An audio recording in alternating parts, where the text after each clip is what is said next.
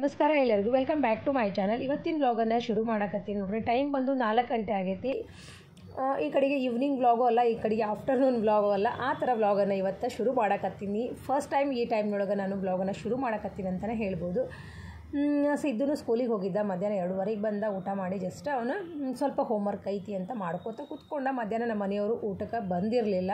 So ಹೀಗಾಗಿ ಮಧ್ಯಾಹ್ನ ಅಡುಗೆ ಏನು ಜಾಸ್ತಿ ನಾನು ಮಾಡಿರಲಿಲ್ಲ. ರಾತ್ರಿದ ಅನ್ನ ಸಾರು ಇತ್ತಲ್ಲ, ಅದ್ರ ಮೇಲೆ ಬಿಟ್ಟಿದ್ದೆ. ಮತ್ತು ನಾನು ಸಿದ್ದು ಅದನ್ನು ಸ್ವಲ್ಪ ಊಟ ಮಾಡಿದ್ವಿ. ಸೊ ಹೀಗಾಗಿ ನಮ್ಮ ಮನೆಯವರು ಜಸ್ಟ್ ಬಂದರು. ಮಧ್ಯಾಹ್ನ ಊಟ ಮಾಡಿರಲಿಲ್ಲ, ಹೊಟ್ಟೆ ಹಸಿವಾಗಿತ್ತು ಅಂತ ಹೇಳಿದರು. ಏನಾದರೂ ಸ್ನ್ಯಾಕ್ಸು ಇಲ್ಲ ತಿಂಡಿ ಮಾಡು ಅಂತ ಹೇಳಿದರು. ಸೊ ನಾನು ಮಧ್ಯಾಹ್ನ ಸ್ವಲ್ಪ ಮಲ್ಕೊಂಡಿದ್ನಲ್ಲ, ಸೊ ಎದ್ದು ಬಂದು ಏನು ಮಾಡಬೇಕು ಅಂತ ಯೋಚನೆ ಮಾಡಿಕೊಂಡು, ಆ್ಯಕ್ಚುಲಿ ನಾನು ತಿಪ್ಪಿರಿಕಾಯಿ ತೊಗೊಂಬಂದಿದ್ದೆ. ನಮ್ಮ ಕಡೆಗೆಲ್ಲ ತಿಪ್ಪಿರಿಕಾಯಿ ಅಂತವು. ಸೊ ಆ ಕಾಯಿ ನಿಮ್ಗೆ ತೋರಿಸ್ಬೇಕಿತ್ತು ನಾನು. ಸೊ ಸಿದ್ದನ ಕೈಯಾಗ ಮೊಬೈಲ್ ಇತ್ತು, ಅವನು ಕ್ಲಾಸ್ ಓದು ಅಂತ ಏನೋ ನೋಡ್ತಾ ಇದ್ದೆ. ಸೊ ಹೀಗಾಗಿ ನಿಮ್ಗೆ ಕಾಯಿ ತೋರ್ಸೋಕೆ ಆಗಲಿಲ್ಲ. ನಾವು ಅದಕ್ಕೆ ತಿಪ್ಪಿರಿಕಾಯಿ ಅಂತೀವಿ. ಕಟ್ ಮಾಡಿದ್ದನ್ನು ತೋರ್ಸಕತ್ತೀನಿ ನೋಡಿರಿ. ಸೊ ಅದದ ಸ್ವಲ್ಪ ಬೋಂಡ ಮತ್ತು ಕೈ ಅವಲಕ್ಕಿ ಅಂತ ಹೇಳ್ತೀವಿ, ಅದನ್ನು ನಾನು ಮಾಡಿಕೊಟ್ಟು ನಮ್ಮ ಮನೆಯವ್ರಿಗೂ ನನಗೂ ಮಧ್ಯಾಹ್ನ ಊಟ ಸರಿ ಆಗಿರಲಿಲ್ಲ. ಸೊ ಹೀಗಾಗಿ ಸ್ವಲ್ಪ ಟಿ ವಿ ನೋಡ್ಕೋತಾ ಇಬ್ಬರು ಅವಲಕ್ಕಿ ಮತ್ತು ಬೋಂಡ ತಿಂದ್ವಿ. ಸಿದ್ದುಗ ಈ ಅವಲಕ್ಕಿ ಮತ್ತು ಬೋಂಡ ಎರಡೂ ಇಷ್ಟ ಆಗಲ್ಲ ರೀ ಅವನಿಗೆ. ಹೀಗಾಗಿ ನಾನು ಸ್ವಲ್ಪ ಚೌಕೋಸ್ ಮಾಡಿಬಿಟ್ಟು ಅವನು ತಿಂದು ಆಲ್ರೆಡಿ ಕೆಳಗಡೆ ಹೋಗಿದ್ದ. ನಾನು ಹೋಗಿ ಬರ್ತೀನಿ ಅಂತಂದು ನಾನು ಇದನ್ನು ಮಾಡೋಕ್ಕತ್ತ ತಕ್ಷಣ ನಂಗೆ ಇದು ಬೇಡ ಮಮ್ಮಿ ಅಂದ. ಸ್ವಲ್ಪ ಹಾಲು ಕುಡ್ಕೊಂಡು ಹೋದ ಅವನು. ಸೊ ಹಂಗೆ ಇನ್ನು ಸಾಯಂಕಾಲಕ್ಕೆ ಏನು ಮಾಡಿದ್ರಾತು ಅಂತ ಯೋಚನೆನೂ ಮಾಡ್ಕೋತಾ ಕಟ್ಟೆ ಎಲ್ಲ ಕ್ಲೀನ್ ಮಾಡಿಕೊಂಡು, ಮೊನ್ನೆ ಧೀರಜ್ ಬಂದಿದ್ದ ಅಂತ ಚಿಕನ್ ಮಾಡಿದ್ದೆ. ಸೊ ಅದ್ರ ಮೇಲೆ ಮತ್ತೆ ನಾನು ಮಾಡಿರಲಿಲ್ಲ ಜಾಸ್ತಿ. ಇವಾಗ ಹಬ್ಬಗಳು ಬಂದರೆ ಏನಾಗ್ತೈತಿ, ನಾನ್ ವೆಜ್ ಮಾಡೋದು ಕಡಿಮೆ ಆಗ್ತೈತಿ. ಸೊ ಇವತ್ತು ಹೆಂಗಾದರೂ ನಮ್ಮ ಮನೆಯವರು ಮನೆಯಾಗಿದ್ರ ಸಾಯಂಕಾಲ ಏನಾದರೂ ಡಿಫ್ರೆಂಟಾಗಿ ಒಂದು ಎಗ್ ಕರಿ ಮಾಡಿದ್ರಾತು. ಎಗ್ ಕರಿ ಒಳಗೆ ಸ್ವಲ್ಪ ಡಿಫ್ರೆಂಟಾಗಿ ಮಾಡಿದ್ರಾತು. ಮಾಮೂಲಿ ನಾವು ಕೊಬ್ಬರಿ ರುಬ್ಬಿಯೋದು ಮಾಡೇ ಮಾಡ್ತೀವಿ.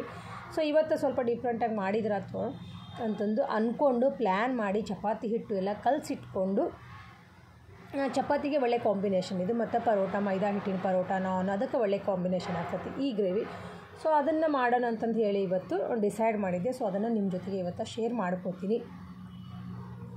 ಬಹಳ ದಿನ ಆಗಿತ್ತು ಈ ರೀತಿ ನಾನು ಗ್ರೇವಿ ಮನೆಯಾಗ ಮಾಡಿರಲಿಲ್ಲ. ಮತ್ತು ಹೀಗಾಗಿ ಇವತ್ತು ಮಾಡಕತ್ತೀನಿ ನೋಡಿರಿ. ಸ್ವಲ್ಪ ಎಣ್ಣೆ ಕಾಯಿಸ್ಕಿಟ್ಕೊಂಡಿದ್ನಲ್ಲ, ಅದಕ್ಕೆ ಒಂದು ಸ್ವಲ್ಪ ನಾನು ಏನೂ ಮಸಾಲೆ ಜಾಸ್ತಿ ಏನು ರುಬ್ಬಕತ್ತಿಲ್ಲ. ಇದಕ್ಕೆ ಒಂದೆರಡು ಟೊಮೆಟೊ ಕುದಿಸ್ಕೊಂಡು, 3 ಟೊಮೆಟೊ ನಾನು ಕುದಿಸ್ಕೊಂಡು ಅದರದ್ದು ಕ್ಯೂರಿ ಮಾಡಿ ಇಟ್ಕೊಂಡಿದ್ದೆ. ಮತ್ತು ಇನ್ನೊಂದು ಮಸಾಲ ಅಂತಂದ್ರೆ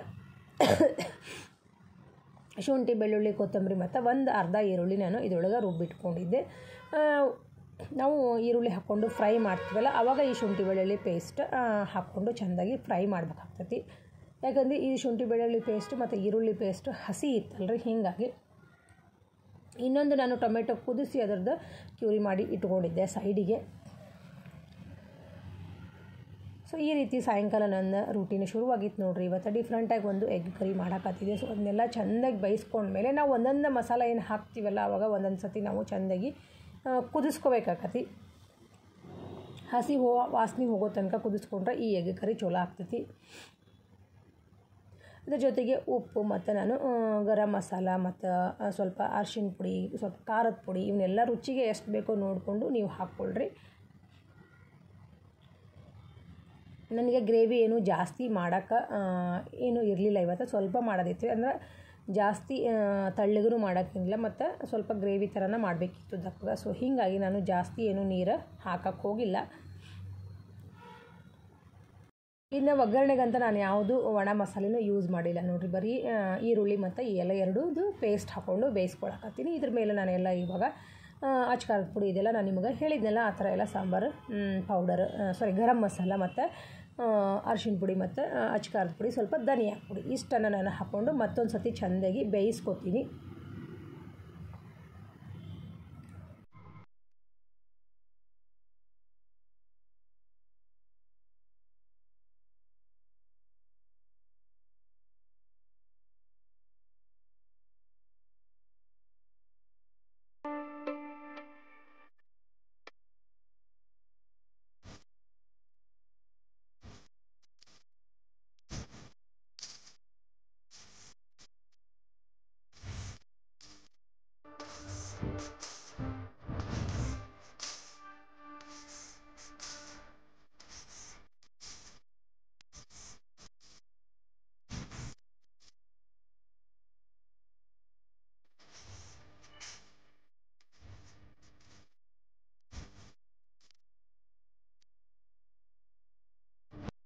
ಮಸಾಲ ಪೌಡರ್ಗಳು ಏನು ಹಾಕ್ಕೊಂಡಿದ್ನಲ್ಲ ನಾನು, ಗರಂ ಮಸಾಲ ಆಯ್ತು, ಇದು ಧನಿಯಾ ಆಯ್ತು, ಇವನ್ನೆಲ್ಲ ಹಾಕ್ಕೊಂಡ್ಮೇಲೆ ಮತ್ತೆ ಒಂದು ಸತಿ ಚೆಂದಾಗಿ ಕುದಿಸ್ಕೊಂಡಿನಿ. ಸೈಡಿಗೆ ಒಂದು 2 ಕಪ್ನಷ್ಟು ಬಿಸಿನೀರು ಇಟ್ಕೊಂಡಿನಿ ನೋಡಿರಿ ನಾನು. ಯಾಕಂದರೆ ನಾವು ಗ್ರೇವಿಗೆ ಸ್ವಲ್ಪ ಸೈಡಿಂದ ಬಿಸಿನೀರು ಹಾಕಿದ್ರೇ ಅದು ಚೆನ್ನಾಗಿರ್ತೈತಿ. ತಣ್ಣೀರು ಹಾಕಿದರೆ ಏನಾಗ್ತೈತಿ ಅಂದರೆ ಎಣ್ಣೆನೂ ಬಿಟ್ಕೊಳಂಗಿಲ್ಲ. ಹೀಗಾಗಿ ನಾನು ಬಿಸಿನೀರು ಹಾಕ್ಕೋತೀನಿ. ಇನ್ನೊಂದು ಸೈಡಿಗೆ ನಾನು ಸ್ವಲ್ಪ ಎಳ್ಳು ಮತ್ತು ಬಾದಾಮಿ, ಒಂದು ಸ್ವಲ್ಪ ಗೋಡಂಬಿ 3 ಹಾಕ್ಕೊಂಡು ಪೇಸ್ಟ್ ಮಾಡಿ ಇಟ್ಕೊಂಡಿದ್ದೆ. ಇನ್ನೊಂದು ಕಲ್ಲಂಗಡಿ ಬೀಜನೂ ಹಾಕ್ತಾರೆ ಕೆಲವೊಬ್ಬರು. ಸೊ ನನ್ನ ಹತ್ರ ಇರಲಿಲ್ಲ ಅಂದರೆ ನಾನು ಒಂದಿಷ್ಟು ಎಳ್ಳನ್ನು ಹಾಕ್ಕೊಂಡಿದ್ದೆ. ಸೊ ಇವ್ನು 3 ಏನು ಮಾಡಿದ್ದೆ ನಾನು ಅಂದರೆ, ಮಧ್ಯಾಹ್ನ ನಾನು ತಿಂಡಿ ಆದ ತಕ್ಷಣ ನಾನು ನೆನೆ ಹಾಕಿ ಇಟ್ಕೊಂಡಿದ್ದೆ. ಒಂದು ಅರ್ಧ ಮುಕ್ಕಾಲು ತಾಸು ನಾವು ನೆನೆಸಿದ್ವಿ ಅಂದರೆ ಬಾದಾಮಿ ಎಲ್ಲ ಸಿಪ್ಪಿ ಬಿಟ್ಕೋತತ್ರಿ. ಸೊ ಅವಾಗ ನಾನೆಲ್ಲ ಕಟ್ಟಿ ಕ್ಲೀನ್ ಮಾಡೋಕತ್ತಿದ್ನಲ್ಲ, ಅವಾಗ ಎಲ್ಲ ಇವನ್ನೆಲ್ಲ ಹಾಕ್ಕೊಂಡು ನೆನೆ ಇಟ್ಕೊಂಡಿದ್ದೆ. ಸೊ ನಂಗೆ ಮಾಡೋಕ್ಕೂ ಈಸಿ ಆಯಿತು. ಈ ರೀತಿ ನಾನು ಪ್ಲ್ಯಾನ್ ಮಾಡ್ಕೊಂಡ್ಬಿಡ್ತೀನಿ. ಸಾಯಂಕಾಲ ರಾತ್ರಿಗೆ ಏನು ಮಾಡಬೇಕು ಆ ಥರ ಯೋಚನೆ ಮಾಡಿದಾಗ ನಮ್ಗೆ ಈಸಿ ಆಗಿಬಿಡ್ತೈತಿ. ರಾತ್ರಿನ ಎಲ್ಲ ಮಾಡ್ಕೋಬೇಕಂದ್ರೆ ಕಷ್ಟ ಆಗ್ತೈತಲ್ಲ. ಹೀಗಾಗಿ ನಾನು ಮೊದಲ ಪ್ಲ್ಯಾನ್ ಮಾಡಿ ಇದನ್ನೆಲ್ಲ ಹಾಕ್ಕೊಂಡು, ಮತ್ತು ಜೊತೆಗೆ ನಾನು ಏನು ಮಾಡ್ಕೊಂಡಿದ್ದೆ ಅಂದರೆ ಎಲ್ಲ ಪೇಸ್ಟ್ಗಳನ್ನು ಮಾಡಿ ಇಟ್ಕೊಂಡಿದ್ದೆ. ಮತ್ತು ಸಾಯಂಕಾಲದೆಲ್ಲ ರೂಟೀನ್ ಇರ್ತೈತಲ್ರಿ, ಟೀ ಅಂತ ಕುಡಿತೀವಿ, ಮತ್ತು ಸಾಯಂಕಾಲದ ರೂಟೀನ್ ಕಸ ಗುಡಿಸ್ಕೋದು, ದೇವ್ರ ಮುಂದೆ ದೀಪ ಹಚ್ಕೋದು, ಇವೆಲ್ಲ ಡೈಲಿ ರೂಟೀನ್ ಒಳಗೆ ಬಂದುಬಿಡ್ತಾವಲ್ಲ. ಸೊ ಇದಕ್ಕೆ ನಾವು ಟೈಮ್ ಕೊಡಬೇಕಾಗ್ತೈತಿ.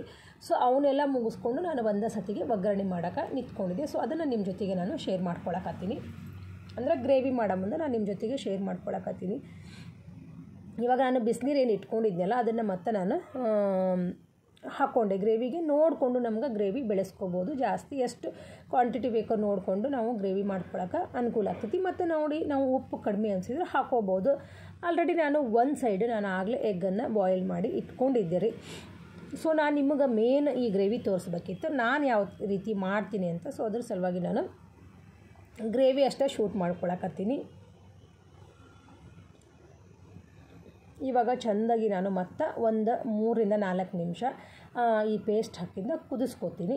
ನಿಮ್ಗೆ ಉಪ್ಪು ಮತ್ತು ಏನಾದರೂ ಕಡಿಮೆ ಅನಿಸಿದ್ರೆ ನೀವು ಹಾಕ್ಕೋಬೋದು. ಇನ್ನು ಒಗ್ಗರಣೆಗೆ ನಾವು ಒಣ ಮಸಾಲ, ಚಕ್ಕೆ, ಲವಂಗ ಇವನ್ನೂ ಹಾಕ್ಕೋಬೋದು. ಸೊ ಸಿದ್ದೂ ಅಷ್ಟು ಇಷ್ಟಪಡಂಗಿಲ್ಲ ರೀ ಅವು.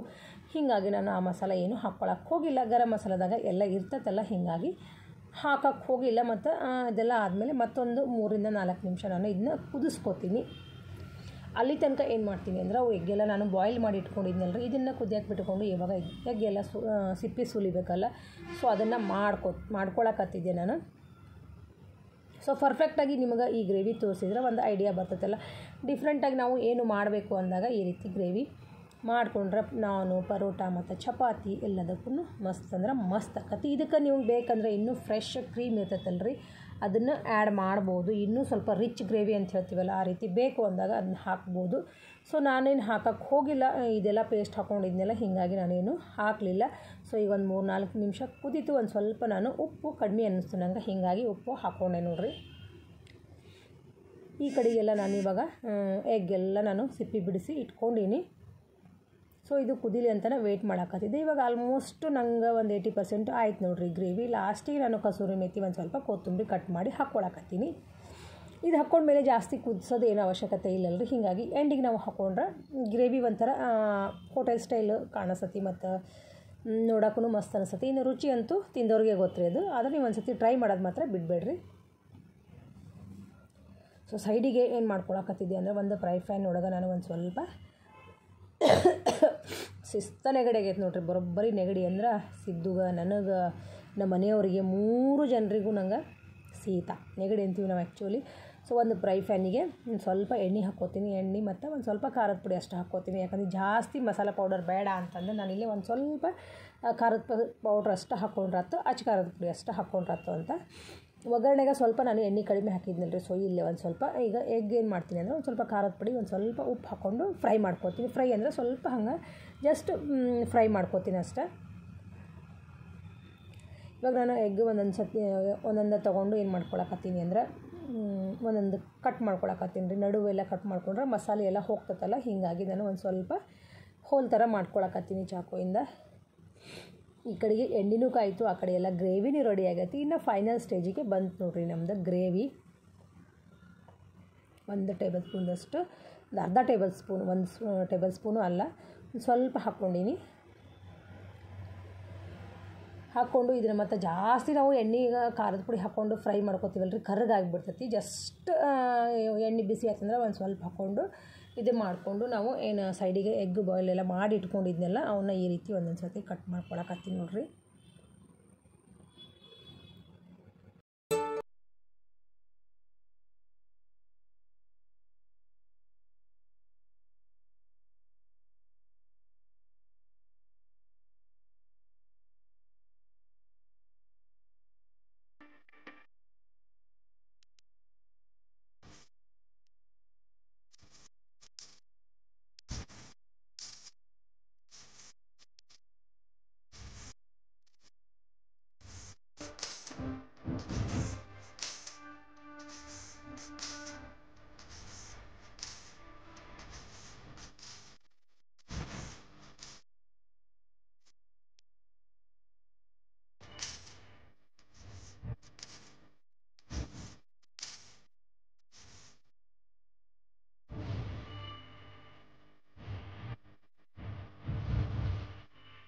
ನಮ್ಮ ಸಿದ್ದು ಬಂದು ನೋಡಿ ಹೋದ ನೋಡ್ರಿ. ಈಗ ಊಟಕ್ಕೆ ಏನು ಮಾಡಕತ್ತಿ ಮಮ್ಮಿ ಅಂತ ಕೇಳಿನೂ ಹೋದ ರಾತ್ರಿಗೆ. ಸೊ ಈ ರೀತಿ ಅವನಿಗೆ ಗ್ರೇವಿ ಮಾಡಿಕೊಟ್ರೆ ಇಬ್ಬರಿಗೂ, ನನ್ನ ಮಕ್ಕಳಿಗೆ ಇಬ್ಬರಿಗೂ ಲೈಕ್ ಆಗ್ತೈತಿ.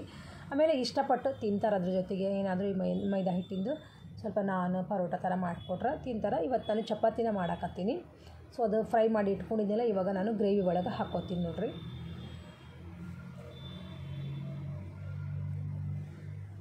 ಇವಾಗ ನಾವು ಎಗ್ ಏನು ಹಾಕ್ಕೋತೀವಲ್ಲ ಅವ ಹಾಕ್ಕೊಂಡ್ಮೇಲೆ ಜಾಸ್ತಿ ಏನು ಕುದಿಸ್ಕೊಳ್ಳೋದೇನು ಅವಶ್ಯಕತೆ ಇಲ್ಲ. ಸ್ವಲ್ಪ ಹಿಂಗೆ ಮಿಕ್ಸ್ ಮಾಡಿ ಒಂದು ಕುದಿಸ್ಕೊಂಡು ಸ್ವಲ್ಪ ಗ್ಯಾಸ್ ಸಿಮ್ಮಾಗಿ ಇಟ್ಕೊಂಡ್ರು ಸಾಕಾಗ್ತೈತಿ.